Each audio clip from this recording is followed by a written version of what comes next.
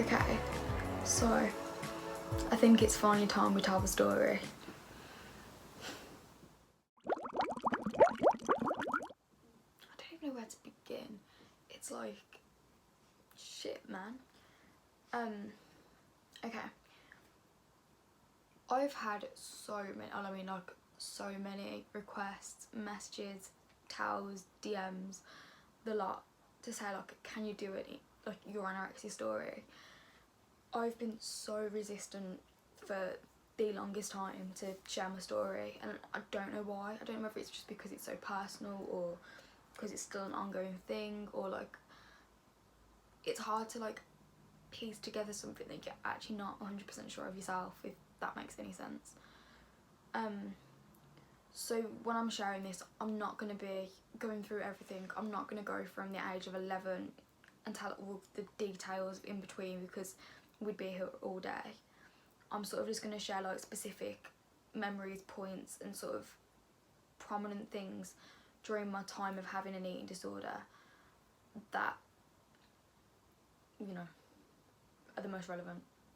So let's go back to the beginning. I was 11 when I first started becoming symptomatic of an eating disorder. At the time we had a lot going on, so it was quite overlooked because, I mean, it wasn't severe at all. I was very naive. I didn't even know what an eating disorder was. But I did actually put a post up on Instagram, if you've seen it, of a little bit snippet of my book that sort of explains an event that happened when I was 11, whereby we had an armed break-in. The details are on that post. Obviously it was very traumatic. I wouldn't say, well, I don't know. It obviously caused a lot of issues. I became very scared of going outside, very scared of even being in the house. The only place I ever felt safe was hospital, which is weird and it's horrible and it's sad to say, but in that moment, as an 11-year-old, nowhere was safe, because, you know, you looked on the news and people getting attacked, and I became so like hyper aware and hyper sort of paranoid about all those things going on. And in my like 11-year-old mentality, it was just like, hospital is safe, hospital have, you know, ambulance people and the police, and people don't get hurt in hospital, they get better. So it was all like, that was my safe space. Aside from that, I sort of became very symptomatic of OCD as well. I think everything was just sort of a matter of trying to control things because I couldn't control anything else. When the break-in happened, we moved house. My dad left. A lot went on. I was just going to secondary school. You know, all of these massive changes all at once just were things that I couldn't cope with. Something I've never shared. I didn't need to share it.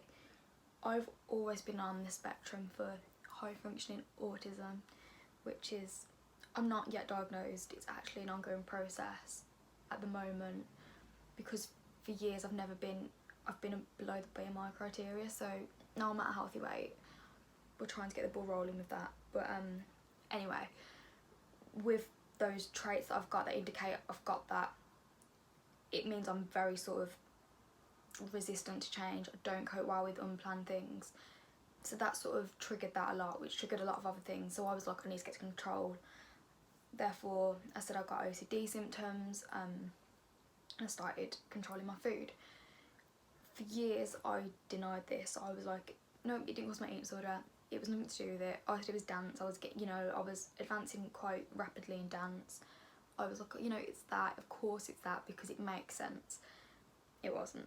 I think I've mentioned it in my book that I did start becoming symptomatic of an eating disorder at that point. Only silly little things. I think it was more sort of distraction from what was going on. You know, I tried silly little diets and started to look at about food and nutrition, and you know, it was child's play. And I've wrote this all in my book. It was literally child's play. It was nothing. But you know, that was when the symptoms started. It was quite sort of quiet for a few years sort of remaining the same, getting worse, but nothing sort of alarming. I then had an accident when I was 12 or 13, I think I was 13, at dance. I dislocated my hip, which, not great. This meant, obviously, for a while I couldn't dance. We thought it would be a matter of weeks. We then found out that I needed surgery on my hip. I had a lot more going on with my hips than I actually knew. I did have a condition that's known as dancer's hip, which meant I was told I would never dance again. Obviously that was, you know, after dancing since I was 3 years old, you know, 3, 4, 5 times a week sometimes, you know, thinking it was going to be a career and whatever, to then be told, you're not going to do this ever again. It was a massive sort of kick in the stomach. I tried to dance, didn't work. I'd fall down in pain, I'd collapse, I'd cry, but I'd try. And I think that's when we sort of realised my eating disorder was more of an issue than we thought. I was not upset that I couldn't dance. I was upset that I wasn't going to be burning calories. I knew what, obviously when I was dancing I sort of knew, I was conscious of the calories I was burning and the exercise, and you know, that allowed me to eat more because I was exercising so much. And when I couldn't do it, I became so distressed because of that. So that was an alarm bell. By then my weight had started going down, nothing major. I was always sort of, I said I was a dancer, so I was also always very sort of lean, fit, healthy. You know, nowhere near underweight, but I was always, you know, I had a high metabolism. I was always sort of fitness, so it was nothing sort of alarming because it was me, it was who I was. But yeah, so that happened. From then on, my eating sort of did get progressively worse very quickly. I was under cams anyway for stuff to do with the breaking and my OCD, and I was under it because they, you know, they knew I had these sort of eating issues. I wasn't diagnosed with anorexia at that point until probably about a few months later. We went and my regular appointments, and Mum was like, look, this is an issue, something's not right, she's not eating as much. And it was quite overlooked because I was still healthy, and I was like, well, keep an eye on it, like weigh-ins, bloods, it was all that, but there was nothing sort of set in stone of, you know, it didn't seem serious because I had other issues, and you know, it just explained my other issues kind of thing. Then what happened?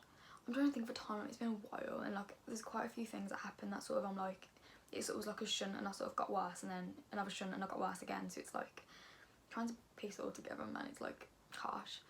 I think it was probably about a few months later after that as well, I was getting worse. School lunches didn't exist, they'd go in the bin. I started getting help at school. There was someone I was quite close to for a long time, and he actually addressed it to a teacher to say, look, there's something she's not eating, she's not doing this, like, you know, if we go out or, you know, we're together out of school times, she's not eating, she's talking about her body, etc, etc. So that was monitored, you know, they'd take me into a room to try and eat my lunch and stuff. I was very resistant, didn't want to do it, just was like, flat out, I'm not doing it. If I couldn't exercise, then I'm not eating, you know, as much as you know, I'm not eating lunch, I'm not doing this, I'm not doing that. All these excuses to sort of, well, obviously eating disordered stuff. Then I was at school and I got a call to a reception, like, because my mum was here, and it was very sort of out of the blue, and I was like, I know I haven't got an appointment, there's nothing going on that I thought. When I got to reception, my mum, my head of year, the boy that I mentioned was there. My mum was in tears, and I was like, what's going on? At that point I thought something had happened to my nan because my nan was very unwell, so I went into overdrive and was like, what's happened? Like, but it wasn't. My mum had found a bag of lunches that I'd kept hidden under my bed, and all like food and snacks she'd been giving me. I did have 40 at this point as well, so she found bottles of 40, you know, it wasn't nice. She was sort of distraught. She didn't realise how bad it had got, and she also wanted some help, so she come and she was crying and she was so angry, and I get it, she didn't understand at the time, but she just couldn't get her head around what was actually going on. I'd hidden it so well because there was so much going on in my life that I could. My mum took me straight to CAMS. She got me an emergency appointment already in the thing in the day. They weighed me again. My weight had gone down significantly because they realised that I wasn't actually being truthful about my weight. I couldn't get out of it. Then they found out my weight was a lot sort of dramatically less than what they actually thought. By that point, I was then very closely monitored. I had meal supports coming in. I had CAMS like 3 times a week, and my treatment went from being sort of generalised mental health with like my OCD and trauma and stuff, and it was very sort of, I went down the eating disorder pathway, and it was, we need to get the ball rolling with this. I was so resistant to treatment, like so resistant. I didn't want to get better. I didn't care. I wasn't unwell, you know, all the general excuses that your eating disorder gives. I didn't know anything about eating disorders. Like, I thought what I was doing was normal-ish to a degree. But yeah, so I was sort of like, what's all the fuss about? I'm fine. I clearly wasn't. So that was a bit of a drama, and where everything sort of started getting the ball rolling into sort of my treatment within my eating disorder. I was actually diagnosed then as well with atypical anorexia. I was broken because to me that diagnosis didn't sort of mean anything. It was, I wanted to be typical. I was such a perfectionist that if I wanted to have an eating disorder, I didn't want to be atypical. I wanted to be typical, and I wanted to be the best. That was another thing that sort of drove me to restrict more.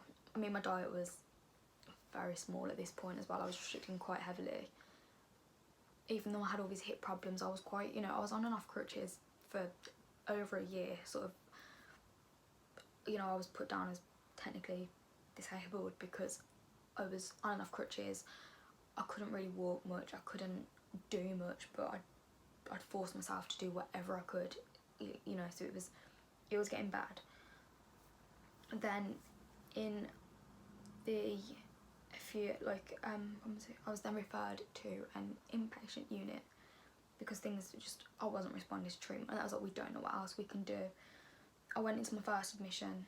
At that point, I didn't know what was going on. I didn't know what the fuss was about. I didn't understand anything. I thought I'd be there a week, you know. You go into hospital, they give you some medicine, you get better. It was that type of mentality. It obviously wasn't. I think you block out quite a few sort of memories from hospital, I find anyway. I mean, I don't know about everyone else, but for me, I do. The hospital I went in was a really good hospital. I met such a good bunch of people, and the treatment was very good. However, I wasn't in a mindset to get better. I was just concentrating on my this was at the time I had my GCSEs, so all I was doing was concentrating on my GCSEs, working non-stop, and I was like, I know I need to gain the weight to get out to do my GCSEs. If I'd stuck to the treatment and actually engaged, I really don't believe I'd be right where I am right now, but that's a different story. So I think I was in there 5 months. I was weight restored, manipulated the system, didn't do what I was supposed to do, got out of hospital, sat my GCSEs, was stable, but I never had any intentions of staying stable. I was relapsing from the get-go. But that summer, obviously you do GCSEs, you're leaving school, I went crazy. We went a bit haywire.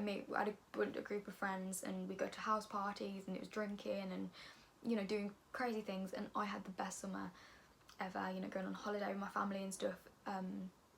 It was really good, and I was so happy, but I was still very, very unwell. I was losing weight. It wasn't noticeable at first because I tried to keep myself above water as much as possible.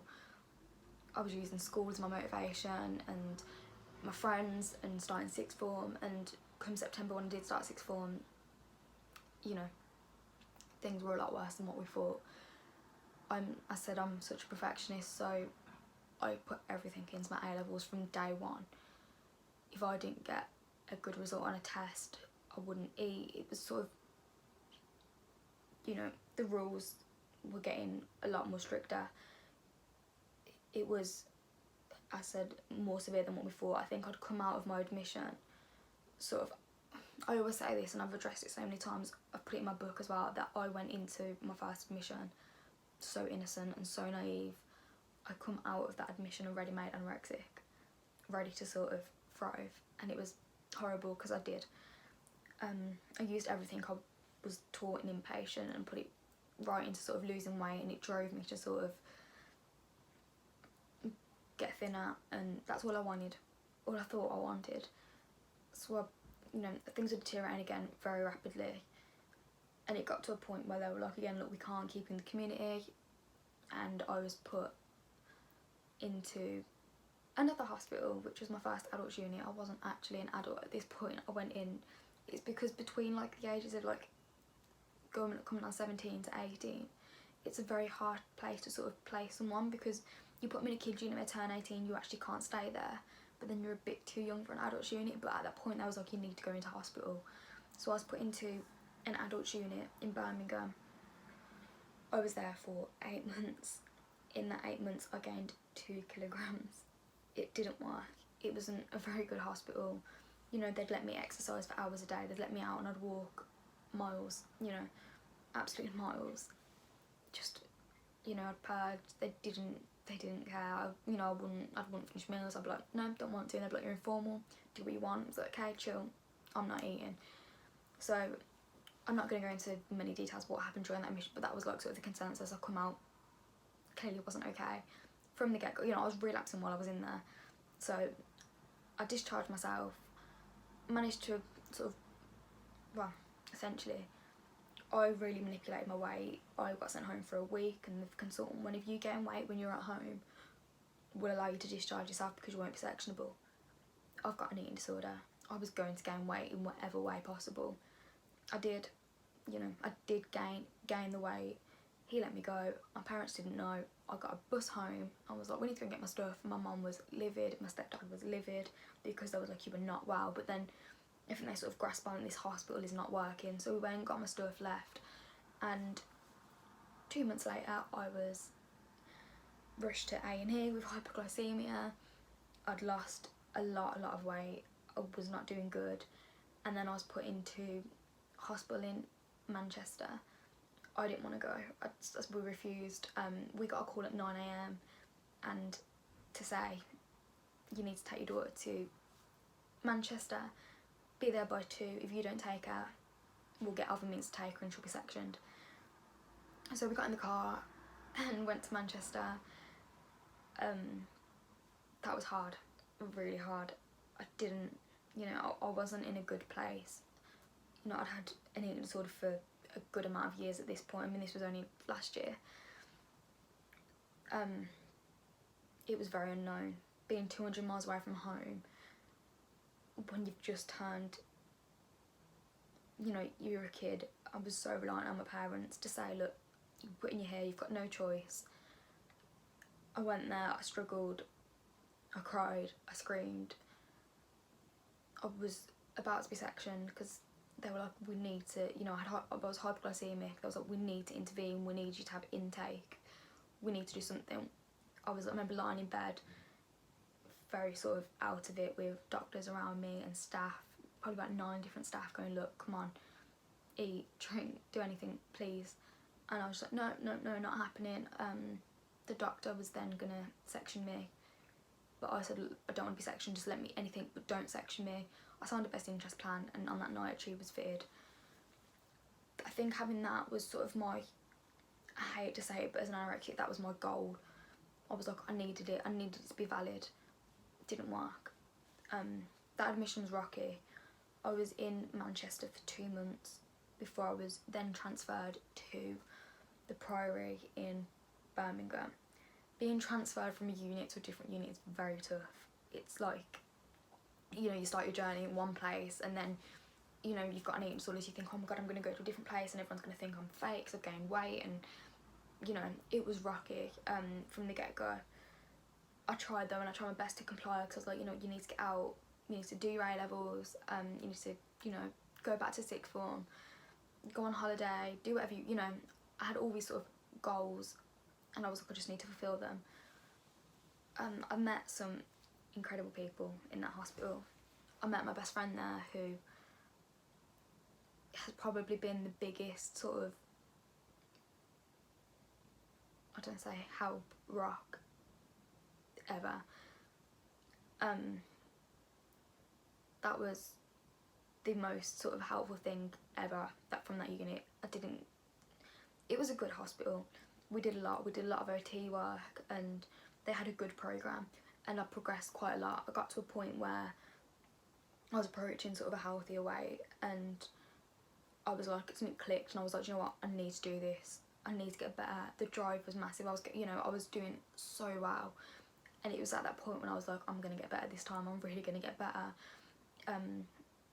You know, me and my best friend were going out for snacks together, and we were both trying our best, and it was so nice to see. You know, we were sort of starting to enjoy ourselves again. And obviously, I don't want to say anything on her part, but she helped a lot, and you know, I'll never sort of be able to thank her for that, but she did sort of help me sort of think, do it, like, get better, and she kept me going. So I said I got to a really good point, and then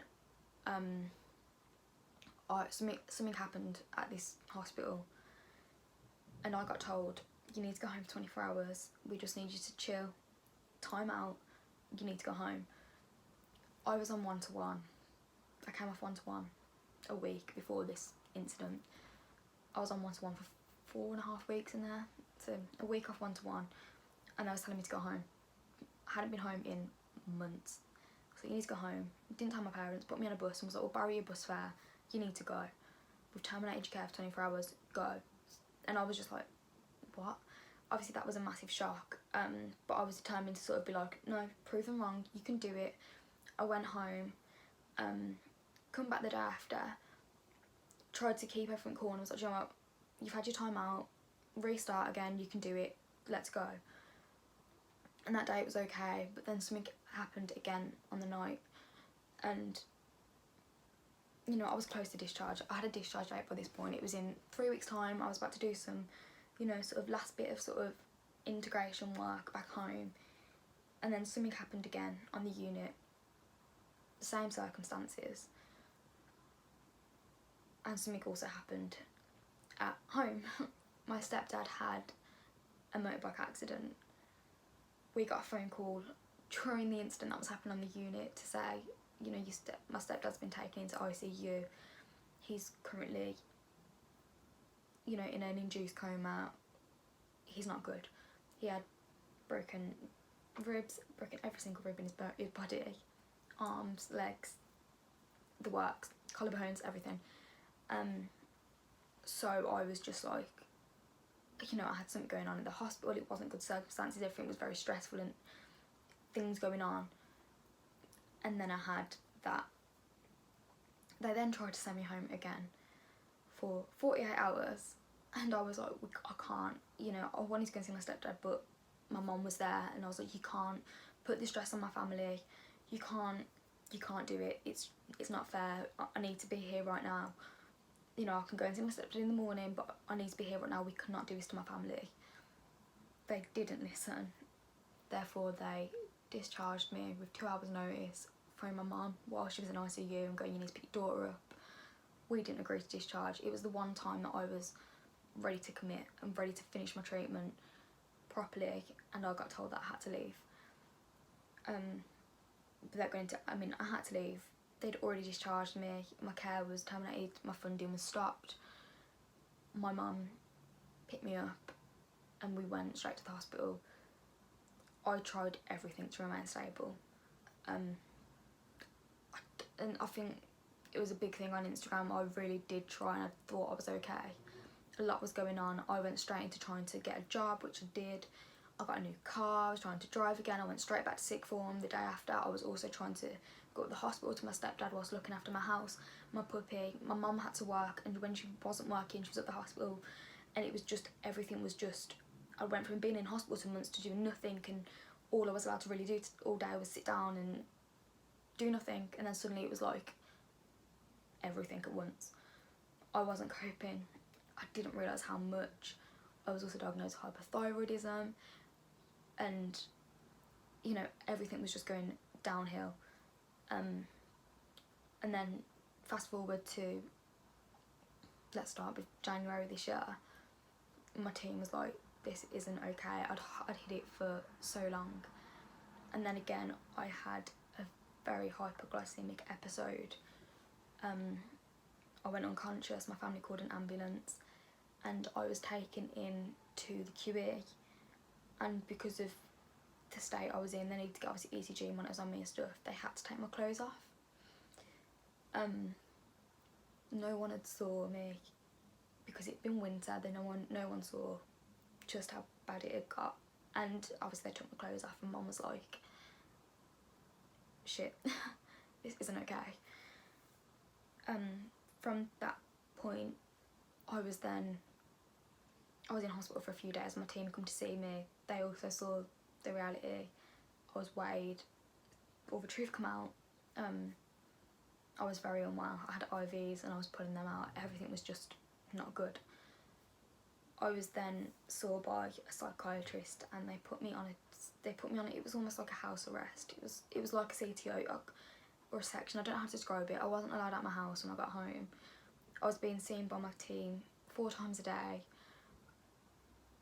and you know, for blood pressure, them trying to get me to have some intake, you know, sitting with me to drink a glass of water. Things were really bad, and I was deteriorating very fast. I was obviously on a waiting list for a bed because I was like, you know, you're going into a section, there's no say. It was about 3-4 weeks later, I got a call to say I'd been given a bed again in Cheadle, which would be my second time in Cheadle. I was heartbroken because I did not intend on getting unwell again. You know, I tried so hard to be okay, and the reality just hit that I really wasn't okay. I had my A-levels just around the corner in that summer. I was so determined, I need to be at school, I need to be doing work, but I couldn't, you know, I could barely stay awake for an hour at a time. I tried to function, I tried to go out with friends, I tried to keep it hidden, but I couldn't. I think it was about 3 days later, my mum got took into hospital with pancreatitis, so it was just me at home with these carers coming in 4 times a day. My stepdad, we then got a call to say, you need to come in today, so it was me and my stepdad and my bloody puppy in the car on the way to Manchester. I was so unwell. I got to Cheadle, and at the door waiting was my 1-to-1 because I was put immediately on 1-to-1 due to my BMI, which, do you know when it suddenly hit you and you're like, it did get really bad. I was put immediately on bed rest. My consultant had meetings with me in my bed because he was like, you're gonna die. I didn't realise, honestly, even at that time, I was like, I'm okay. I was sectioned, I was put on a 5-2 on the spot. They was like, we haven't even got time for you to respond or not respond with treatment. I was put on a 5-2. My stepdad was obviously really upset, and then immediately, because my blood glucose levels again were really not, they was very low. They restrained me there and then, inserted a tube, and that was it from that point. I don't think I'd ever been mentally so low. I think it was 2 days later, I was on 1-to-1, things weren't well at all. 2 days later I had a mental health act assessment, which wasn't much of an assessment because I didn't get any choice in it, I didn't get to say anything. I was then placed on a section 3. That was, I don't want to sound dramatic, but that was what changed everything for me. Being fed against your will, restrained, pinned down to a bed 7 times a day, not allowed to communicate with anyone, not allowed outside. That was the toughest sort of period I'd ever had. I didn't want it to happen. I never intended on it to happen. It was sort of shocking that the one time I never intended to get unwell, I went into hospital worse than I'd ever had. And I don't want to go into too much details about what actually went on like for that period, but that went on for a good 8, 10, maybe 12 weeks. I was on one-to-one for 3.5 months, which, you know, watching them, because, you know, BMI, being tube fed, incidents, just the state I was in, I was never a harm to myself. It was just medically I wasn't okay. I couldn't feed myself, I couldn't do much for myself. So I was kept on one-to-one for a very long time. That was so difficult. I remember my parents coming for the first time, and I couldn't even talk to them. I didn't know what to say. I was so ashamed of what was going on. And, you know, it was hard. It was really, really was hard. And I saw no sort of lie. My therapist told me that he couldn't do therapy with me. He told me I was never going to get better. I was diagnosed with long enduring chronic anorexia because I was deemed almost incurable. You know, I didn't have intention on getting well. Everything was just, I don't know, I was not in a good place. I never saw a light. You know, it was the same thing day in, day out. You could tell staff were just, you know, the staff at the hospital, you know, I'm still in Cheadle now. The staff are the most incredible people I've ever met. You know, I could have, whatever I did, they still sat me down and was like, hey, there's hope. And I definitely wouldn't be where I am now without that support that I was given. But anyway, 3.5 months in, and I got an offer for university. I was sort of expecting not to sit my exams at this point. I was still trying every single day. I was trying so hard to study, just in case. But I was told, you know, you're too unwell. Your BMI is not going to be at a point where I'm going to be, you know, my consultant said she wanted a certain BMI for me to be able to sit my exams. And, you know, you can, at first it was, if you comply, you can go back to Birmingham and sit your exams, we can organise the leave. But I wasn't, so it was looking very unlikely. But then I said I got this unconditional offer for university, and that sort of clicked. And slowly but surely, I started realising what I had outside of hospital. Things slowly started to get better. I was, you know, I cut restraints down. I was starting to take more oral intake. Started on solids. It was just a change. Then I got to sit my exams. I got to a point where I didn't need to be on one-to-one anymore. Coming off one-to-one after so long was just the most relieving but most challenging thing I'd ever done. So, and this is what, a matter of weeks ago. I was then placed on 15-minute ARBs, studying hard for my exams. I sat my exams in a hospital room, but I did them. And I was so determined to get well. I was still having very big slip-ups, and, you know, things go wrong, but I was definitely I was definitely on my way up. And then I'd say about, 5 weeks ago, I had another big change, and I was sort of like, do this.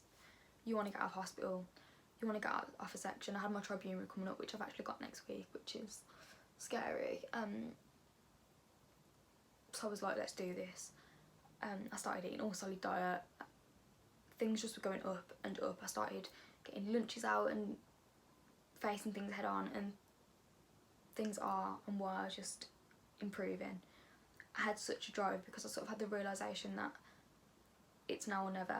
I've got uni a matter of months away. I had a holiday coming up, and I did just click. The weight was going on. I sort of started gaining weight quite rapidly, which it's hard, but that was how it was best for me. Just get it over and done with. And you know, we're probably at the point right now. At the moment, I am on an unsupervised table. That means I do pretty much everything myself. I'm in a room on the unsupervised side, which means I get checked once an hour. I've got like a sort of door behind my room, like before the door to get into my room, because I have that level of trust, because, you know, I've progressed. They trust me to not engage in eating disorder behaviours, and I'm in, I want to say, a good place. I do want to believe that I'm in a decent place. You know, I've started going out with friends more. Me and my best friend went out last week, which was something we've been talking about since we were in hospital together last year. And it's the nicest feeling just to laugh and smile and hug her and just be like, genuinely feel that bit of happiness.